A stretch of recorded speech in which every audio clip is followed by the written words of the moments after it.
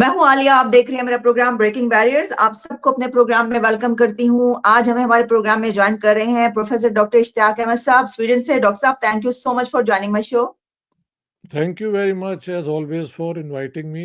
आलिया जी, बहुत बहुत मेहरबानी, शुक्रिया। जी डॉक्टर साहब, एक इस वक्त डिबेट हो रही है एक टॉपिक पर। हमने देखा, खबर सामने आई कि इंडिया की तरफ से ये कहा गया कि पाकिस्तान को ये कहा गया है कि जमात दावा के जो हेड हाफिज सईद, जो कि दहशतगर्द उनकी तरफ से करार पाए, और उन्होंने कहा कि इनको अब हैंड ओवर किया जाए इंडिया को। अच्छा, उसके ऊपर आपने भी बात की, कई और लोग भी इसके ऊपर बात की। जाहिर है नई खबर थी, लेकिन अब इसका एक और जवाब सामने आया है पाकिस्तान की तरफ से। पाकिस्तान ने रिफ्यूज कर दिया है हैंड ओवर करने के लिए हाफिज सईद को इंडिया को। तो आपने इससे पहले जो बात की उसमें आपने वही कुछ कहा जो कि पाकिस्तान की तरफ से अब जवाब आया है। तो डॉक्टर साहब, इससे पहले कि मैं आपसे इस बात का जवाब लूं, इस सवाल का, जरा हम व्यूवर्स को वो सुनवाई देते हैं कि इंडिया की तरफ से जो ये कहा गया कि हैंड ओवर किया जाए, तो जो उनके स्पोक्स पर्सन है अरिंदाम बागची, उन्होंने क्या कहा, फिर मैं आपके जवाब की तरफ आऊंगी। जी जी। There have been reports कि हाफिज सईद को हैंडओवर करने के लिए इंडिया की तरफ से कोई फॉर्मल रिक्वेस्ट भेजी गई। क्या ये सही है, और अगर है तो कब भेजा गया, क्या इस पे डिटेल है? As you're aware, the person in question is wanted in numerous cases in India. He is also a UN proscribed terrorist. In this regard, we have conveyed a request along with relevant supporting documents to the government of India to extradite him, government of Pakistan to extradite him to India to face trial in a particular case.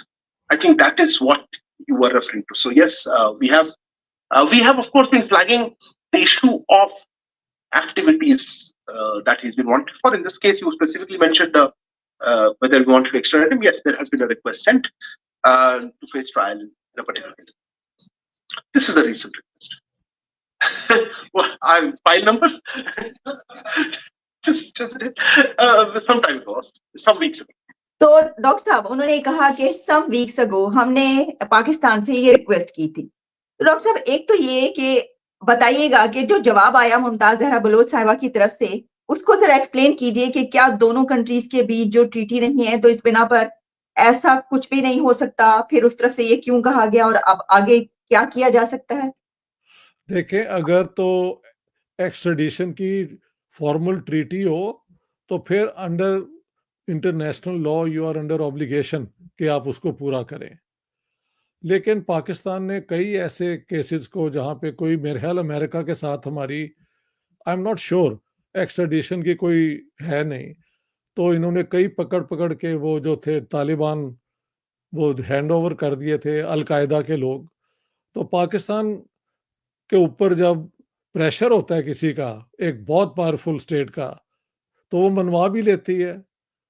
अब India Pakistan के relation में तो ज़्यादा मजबूत है, लेकिन after all हम इसी इलाके में हैं, और I don't think the Indians want to provoke this too much कि अगर आप नहीं करेंगे तो हम ये कर देंगे, वो कर देंगे। इतनी तो समझ इंडिया को है। लेकिन अ, अगर पाकिस्तान सरेंडर कर दे तो इट कैन प्रूव कि उनकी अपनी इन्वॉल्वमेंट कोई नहीं है। अगर हाफिज सईद साहब इसमें इन्वॉल्व थे तो उनको ऊपर केस चलाएं, और अगर वो मुजरिम है तो उनको सजा दें।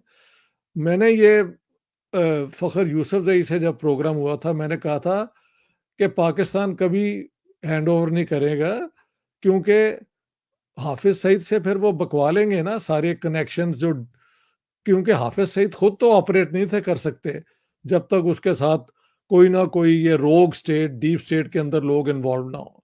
मुझे ये याद है जब ये हुआ था 2008 में, तो हमारे गालिबन फॉरेन मिनिस्टर ही थे तब, शाह महमूद कुरैशी, वो इंडिया में थे, और प्राइम मिनिस्टर थे यूसुफ रजा गिलानी, और प्रेसिडेंट थे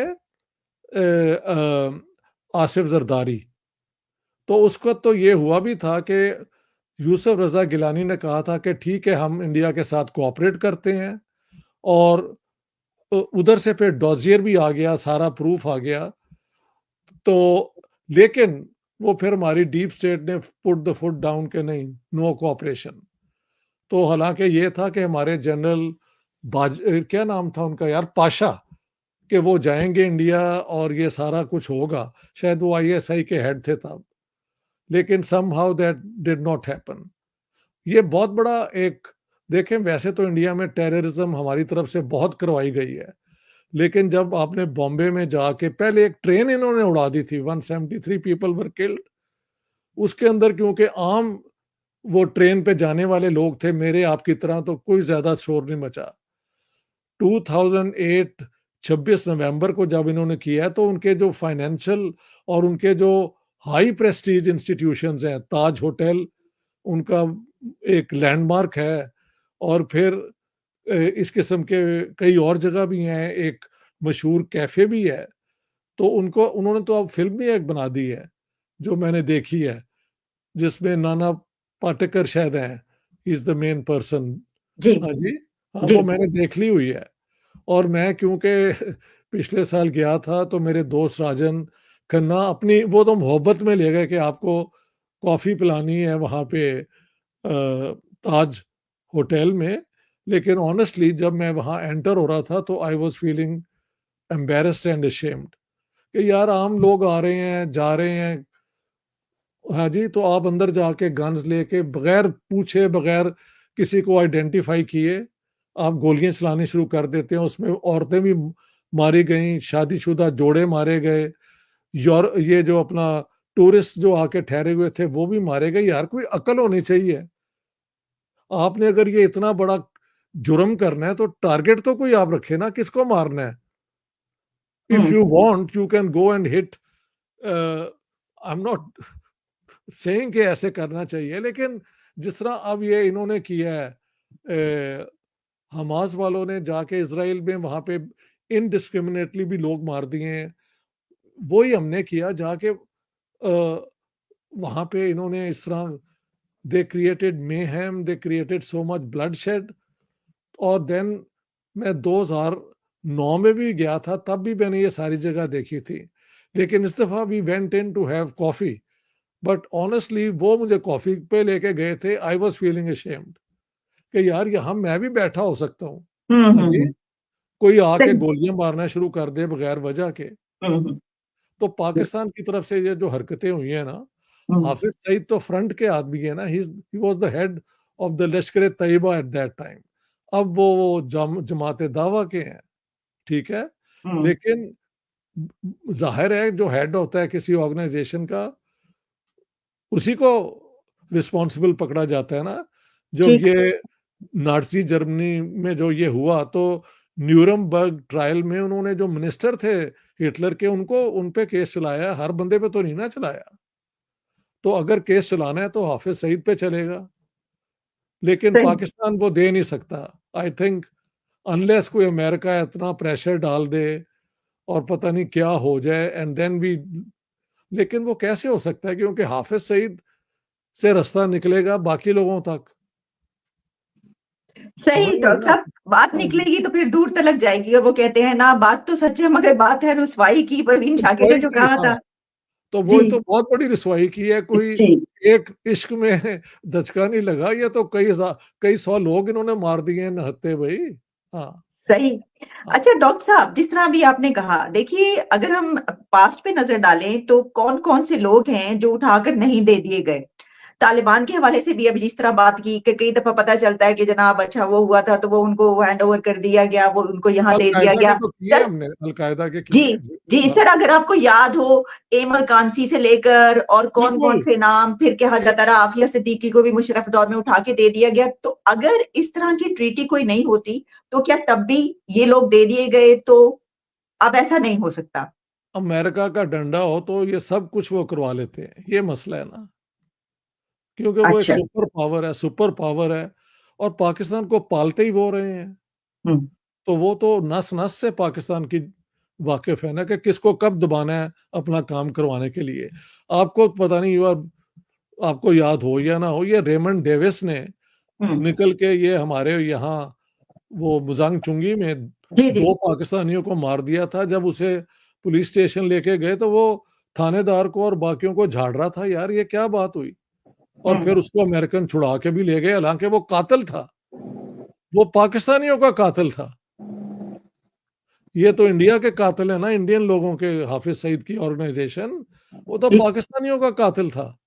सही। खुला उसने गोली चला के 2 बंदे मारे, 2 या 3 हमारे। तो डॉक्टर साहब क्या ये जो अब हुआ, इसके बाद इससे कम से कम, अगर देखिए वो तो ठीक है, कह दिया गया कि सरेंडर नहीं किया जाएगा, लगता है ऐसे ही, और कहा गया कि नहीं हैंडओवर नहीं किया जाएगा, उसकी वजह बता दी गई, लेकिन इंडिया के ये सवाल उठाने से एक बुरा असर तो पड़ा, यानी एक दुनिया में फिर ये बात हो रही है कि हाँ, एक ये ऐसा उसकी बंदा वजह पाकिस्तान क्या में है? मौजूद है और उसको हैंडओवर नहीं किया जा रहा। ये तो उसकी उन्होंने फायदा इंडिया ने उठा लिया, ये कहकर उनको ये तो हुआ ना। असल में ये हुआ कैसे, मैंने कहा था कि अब इंडिया करेगा, कि इन्होंने वो डोजियर तैयार करवा दिया था काकड़ साहब ने कि ये हो रहा है कश्मीर में, वो हो रहा है, तो उन्होंने ये केस अब कर दिया, लो जी हुन दसो। ये हमें समझ नहीं आती कि कैसे डिप्लोमेसी भी कंडक्ट करते हैं।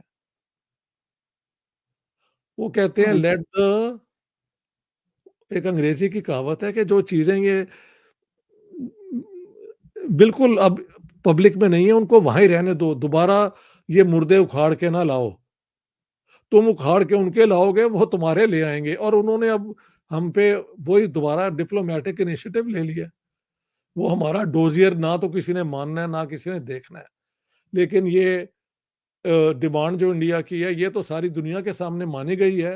हाफिज सईद, लश्कर तैयबा, शायद जमात दावा का मुझे नहीं पता, ये सारे they are declared terrorist organisations. तो पाकिस्तान को क्यों अकल नहीं आती कि ये बेहूदगी नहीं करते कि हम डोजियर बना रहे हैं कश्मीर पे, हम ये कर रहे हैं। मैंने तब भी कहा था शायद आपके प्रोग्राम में कि अब इंडिया जो करेगा ना रिएक्ट, तो फिर ये फिर वो कॉर्नर हो जाएंगे। अब ये जो लेडी जो हमारी फॉरेन, इनको नहीं पता कि ये बातें नहीं की जाती डोजियर वाली। या तो आप, वो कहते हैं वन शुड कास्ट स्टोन्स, वो क्या कहते हैं, पत्थर इफ यू, वो ग्लास हाउसेस में खुद बैठे हैं। ये मशहूर है ना अंग्रेजी कहावत, those who live in glass houses should not throw stones, या कुछ ऐसी जी बात। जी। तो हमें क्यों अकल नहीं आती कि अगर हम ये डोजियर डूजियर का पंगा लेंगे, तो उनके पास तो क्लियर कट केस है। और ये जमातें, ये क्या कहते हैं, Lashkar Taiba is a band terrorist organisation, UNO की तरफ से, अमेरिका की तरफ से और इंडिया की तरफ से। सही। तो ये तो हमारी टोटल फेलियर है लीडरशिप की। और अकल क्या, बहरान बहुत ज्यादा है पाकिस्तान में, बहुत सही। ज्यादा। हाँ, अच्छा डॉक्टर साहब, इसमें एक और इसका एंगल वो ये कि जिस तरह उन्होंने कहा कि हाँ हमने फ्यू वीक्स बैक भेजा था ये, तो ये बताना चाहिए था ना, तो छुपा लिया गया, अनलेस के फिर इंडिया की तरफ से दोबारा जब ये सवाल उठाया गया फिर हमारे सामने आया और फिर जवाब दिया गया। तो ये तो नहीं होना चाहिए। आप समझते हैं कि डिप्लोमेटिक वे में, या ये डिप्लोमेसी ठीक है कि ठीक है अगर किसी कंट्री की तरफ से आया तो उसको आप रख दें जब तक कि वो शोशा उठना खड़ा हो मीडिया पर, तब तक आप उसके पर कुछ बोलें ही ना। अब ये मैं कुछ नहीं कह सकता कि जब आया था इन्होंने क्यों पब्लिक नहीं किया, ये क्या सोच रहे थे। लेकिन मैंने कह दिया था कि ये जो डोजियर वाला पंगा हमने लिया है ना, हम्म। इसका जवाब इंडिया की तरफ से आए, तो वो आ गया। हम्म। हमें ठीक। क्यों समझ नहीं आती कि इस किस्म की हरकतें नहीं करते। हमारे प्राइम मिनिस्टर काकड़ जी जो हैं, वो पता नहीं क्या क्या बातें करते रहते हैं। मैंने उन्हें कहा है कि please, you are just there to conduct the elections, you have no mandate from anyone to say anything. और डॉक्टर साहब वो तो आपको पता है उन्होंने कहा 300 जंगे करेंगे। वही ना, बकवास ये करके तो अपना मजाक उड़ा लिया, पाकिस्तान को एम्बेरस कर दिया है। हमारे जनरल कहते हैं कि हमारे पास वो पेट्रोल नहीं है, ये अपना अपने टैंक टूंक चलाने के लिए। अब किसकी बात माने, काकड़ की माने या उनकी जो मिलिट्री को वाकई रिस्पॉन्सिबल है। Pakistan has the tendency to shoot itself in its own foot. ये वाली एक अजीब हमारी कैरेक्टरिस्टिक है। हम पंगा ले लेते हैं एंड वी नेवर थिंक कि यार दूसरी तरफ से भी रिएक्शन होता है। मसलन हमारे पास न्यूक्लियर वेपन है, हमारे पास न्यूक्लियर वेपन है, और यार दूसरों के पास भी है। उनकी डिलीवरी सिस्टम हमसे ज्यादा एडवांस है। और अगर आप कहें कि यहूद हनूद और ये नसारा हमारे खिलाफ हैं, तो वो सारों के न्यूक्लियर वेपन फिर आप पे आ जाएंगे ना। कोई अकल किया करो यार। ठीक। हाँ, अच्छा डॉक्टर साहब आखिरी सवाल ये है कि जहां हमारी जो हम देखते हैं कि प्रायोरिटीज ये हैं, वहीं पर एक खबर और आई कि वर्ल्ड बैंक की तरफ से जो है वो ये कहा गया कि पाकिस्तान का जो इकोनॉमिक मॉडल है वो फेल हो चुका है जी, जी, और मैंने उसमें देखी इससे थी। हाँ, कुछ नहीं निकलने वाला अब। जी, जी।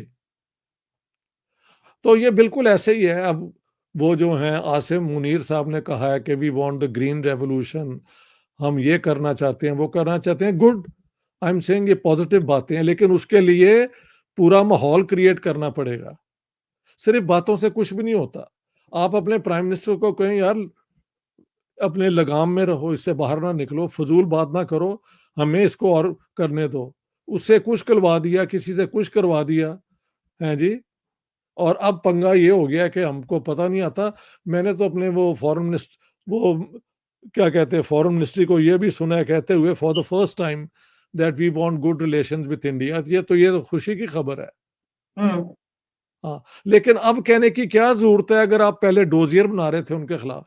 सर वो नवाज शरीफ साहब ने कहा है, मेरा ख्याल है हो नहीं, सकता है नहीं, कि फॉरेन हमारी मिनिस्ट्री फॉरेन की। मिनिस्ट्री का भी आया है, मैंने देखा है। अच्छा। आया है कि we want good relations with all our neighbours including Bharat. तो वो एक पॉजिटिव है, मैंने नोट कर लिया, तो मुझे उसकी खुशी है। लेकिन अगर आपने ये वाक़ई बयान देना है तो ये पंगा क्यों लेने की ज़रूरत थी? वो कहते हैं बिल्कुल ठीक। पंजाबी हुन होर चूपो। हाँ, हुन होर चूपो ना, वो कहंदे ने कि ਇਹਨੂੰ अपना हाफिज़ सईद ਨੂੰ हैंडओवर करो, तो वो तुसी करना कोई नहीं। सही, सही।